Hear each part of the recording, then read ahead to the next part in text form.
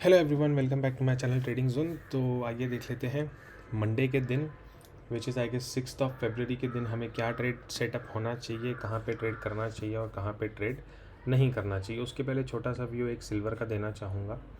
Silver ने बहुत अच्छा एक ब्रेकआउट देने का ट्राई किया था, बट वीकली क्लोजिंग बहुत ख़राब आ चुकी है। तो हो सकता है सिल्वर हमको दोबारा ये जो गैप बना हुआ है 63,850 एंड 62,900 तक दिखाई दे। एट प्रेजेंट 67,000 पे है और एक्चुअली ये हार्मोनिक लेवल था, उसके ऊपर एक भी दिन क्लोज नहीं हो गया। ये एक बहुत बड़ी नेगेटिव बात है सिल्वर के लिए। ठीक है, तो इसी स्टेज पे बहुत सारे स्टॉक्स खड़े हैं और ऐसे ही पैटर्न पे खड़े हैं, डबल टॉप बना रहे हैं, टॉप पे खड़े हैं, कभी भी गिर सकते हैं। तो थोड़ा वॉचफुल रहिएगा मार्केट के लिए, है ना।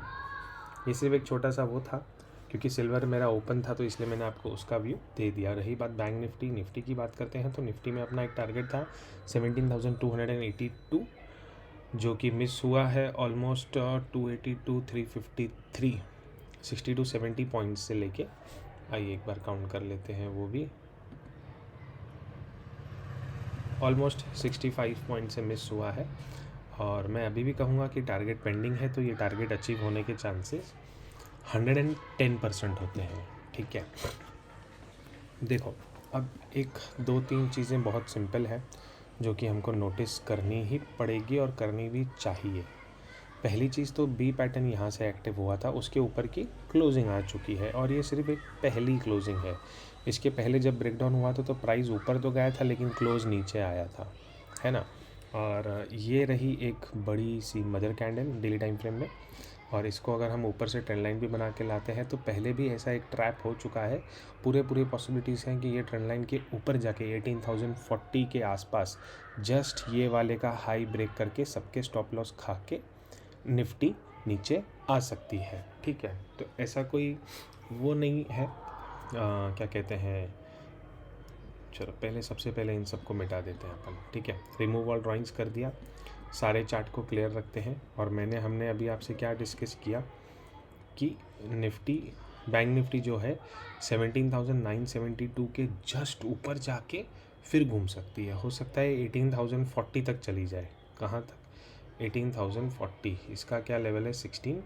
18,063, मतलब 972 से 18,063 ये एक पूरा रेजिस्टेंस जोन बनेगा निफ्टी के लिए। ठीक है, और अगर हम टॉप से लेके बॉटम तक का फिबोनाची पहले यहाँ पे लगाते हैं तो निफ्टी ने, आप यहाँ पे वैल्यू देख सकते हो जब मैंने कर्सर यहाँ ले आया हूँ। ठीक है, चलो दिखा देता हूँ। आसपास 382 की लेवल से 0.5 के जस्ट पहले रिजेक्शन लिया था, पहले जब बॉटम बनाया था तब। अब जब बॉटम बनाया तो 382 तो लग चुका है। कभी कभी जैसा ये वाला मूवमेंट आया है, ठीक है, सिमिलर यहाँ पे देखा, नीचे गई, फिर ये वाली मूवमेंट आ गई।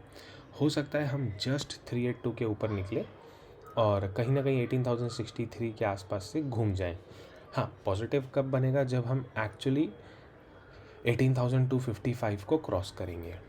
ये हमारा एक बहुत ही मेजर हर्डल बनने वाला है आने वाले दिनों में, 18,265 का। ठीक है, 63 के ऊपर मुझे बाइंग में इंटरेस्ट नहीं होगा। मैं सिर्फ वेट करूँगा छोटे टाइम फ्रेम पे कब स्ट्रक्चर ब्रेक होता है। What does structure break means? Structure break, एक सेकेंड यार, ये लोडिंग हो रहा है। हुआ नहीं? हाँ ठीक है, अब ठीक है। स्ट्रक्चर ब्रेक जैसे यहाँ पे हुआ था, ठीक है, ये स्ट्रक्चर ब्रेक हुआ तो सेलिंग आ गई। अब मैं इसको बोल सकता हूँ कि स्ट्रक्चर ब्रेक होने के बाद में कि सिर्फ टाइम पास है, जो कि यहाँ पे भी हुआ है। ठीक है, एक ट्रेंडिंग मूव आने के बाद में मार्केट साइडवेज में चला गया। अब ब्रेकडाउन तो दिया है, फाइनल कंफर्मेशन बाकी है। ऐसा ही प्राइस एक्शन हम बहुत सारे स्टॉक्स में पिछले कुछ दिनों में देख चुके हैं, तो हमें पता है कि इसी प्राइस एक्शन को फॉलो ही करना पड़ेगा। नहीं तो हम बाई कर लेते अदानी 3,000 पे, तो आज क्या हाल हो जाते। सिमिलर चीज़ अभी निफ्टी खड़ी है, तो मर्ज़ी आपकी है ना। बाकी यहाँ से जो अपन ने एक टारगेट निकाला था हार्मोनिक का, एक बार उसको भी रिव्यू कर लेते हैं दोबारा से, है ना। वो भी ज़रूरी है अपने लिए क्योंकि हम उसी रेंज में हैं अभी तक। एक सेकेंड, इसका मुझे ये निकालना पड़ेगा।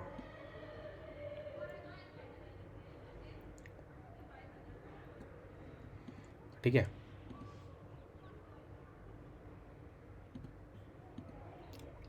ओके, और कहीं ना कहीं वो ऐसा ही है कि ये गैप है, जस्ट ये गैप फिल तो हुआ है, अभी केस में हम देख सकते हैं 346 पे गैप फिल हुआ है, थोड़े से रह चुका है, तो ये भी हायर चांसेस है हम नेक्स्ट टू नेक्स्ट वीक में यहाँ तक दोबारा से पहुँच जाएंगे। तब तक डेली टाइम फ्रेम का RSI 40 पे है, लेकिन वीकली टाइम फ्रेम का RSI 50 के नीचे आके जस्ट ऊपर गया है, ठीक है।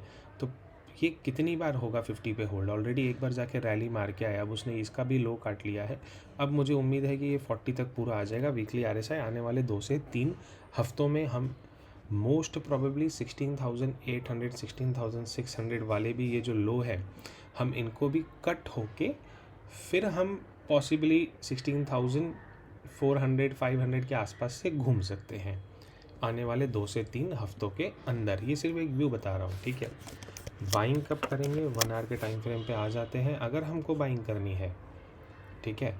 1 आवर का टाइम फ्रेम है, इसलिए क्लोजिंग भी हमको मिनिमम 1 घंटे की चाहिए होगी। क्लोजिंग के बाद उस चीज़ का ब्रेकआउट भी प्रॉपर चाहिए होगा, उस पॉइंट पे भी आ जाते हैं, ठीक है। ये एक हार्मोनिक पैटर्न बनता है जिसके हिसाब से 0.886 का लेवल आ जाता है आपका 115 की तरफ। एक आता है 786, वो कहाँ आ रहा है, वो आपका आता है 18,031, जो कि इटसेल्फ एक रेजिस्टेंस है। और 886 की अगर हम बात करते हैं तो वो 1012 पे आता है। एक सेकेंड दीजिएगा, 110 पे आ रहा है। तो इसको हम पूरा एक जोन ही मान सकते हैं। आप ऐसा समझिए कि मैं आपसे कह रहा हूँ कि यहाँ से लेके तो यहाँ तक ये पूरा एक, अरे ये ना बहुत गड़बड़ हो जाती है कभी कभी, हाँ, ये पूरा एक जोन बन जाएगा हमारे लिए, ठीक है।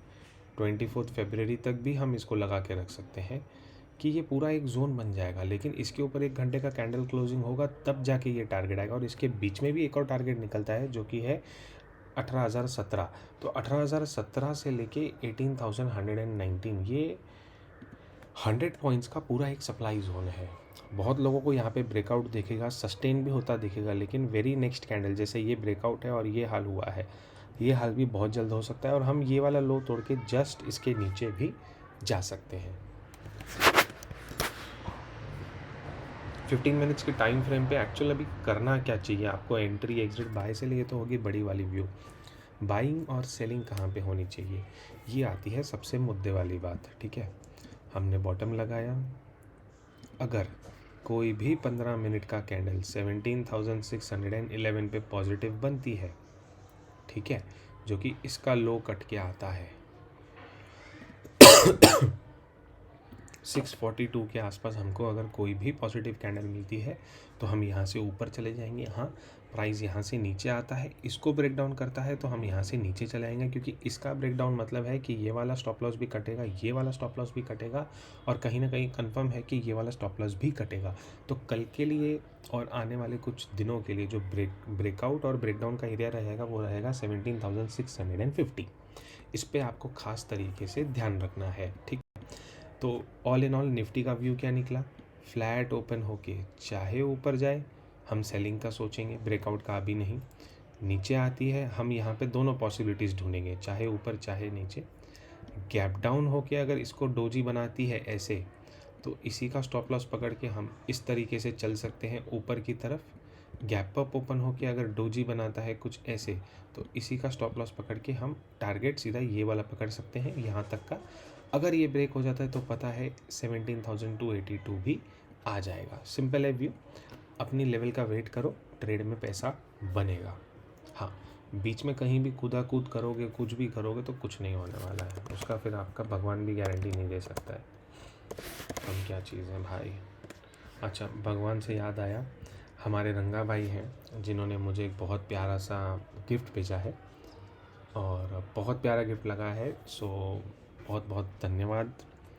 हैदराबाद से हैं, हमारे सब्सक्राइबर हैं और पुराने नहीं है यार, ये एक अच्छी बात है कि ये न्यू सब्सक्राइबर है। मुश्किल 1.5 मंथ हुआ रहेगा इनको, और उसी में इनको इतना अच्छा प्रॉफिट हो गया कि इन्होंने गिफ्ट भेजा। सो ये मैं एडवर्टीज़मेंट नहीं कर रहा हूँ, बट एक मेरी मैं खुशी ज़ाहिर कर रहा हूँ कि हाँ, हमारी मेहनत कहीं ना कहीं लोगों को प्रॉफिट करवा रही है।